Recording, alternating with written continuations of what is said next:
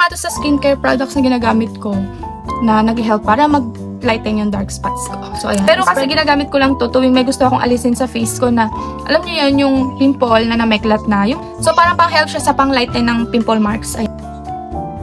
Ayun, parang may madilim na part dito na medyo namumula-mula. So, ayan, pagka may mga ganyan nga ako sa face, ginagamit ko to, pero at night lang. So, ayan nga, papakita ko siya kung paano ko siya na-apply sa inyo. Kasi ang astig lang ng pag-a-apply nito. Kasi para siyang mga bilog-bilog. Pero isa lang kinukuha ko kasi ayoko rin namang tapangan yung face ko. Pero ayan nga yung itsura niya. Ayun, parang siyang may buo-buo na bilog. Which is yun yung vitamin C. Pakuha tayo. Ayan. Ayan. Since may nakuha na ako, ilalagay ko muna siya sa ilong. And then, kukunin ko yung konting mga white. Ikakalat ko lang dyan. Isa sa baba.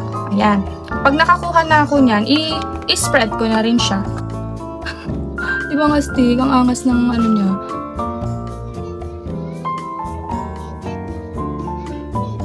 Ayan, make sure nga kung gusto nyo i-try to is mag-try muna kayong mag-patch test. Kasi lalo na kung sensitive yung skin nyo. Para maiwasan yung irritation. At saka kung gumagamit kayo ng mga AHA, BHA sa mga skincare nyo, stop nyo muna yun kapag ginamit ito. So after nga nito, kapag medyo nag-absorb sa skin ko, ilalagay ko na yung night sleeping mask. So ayan.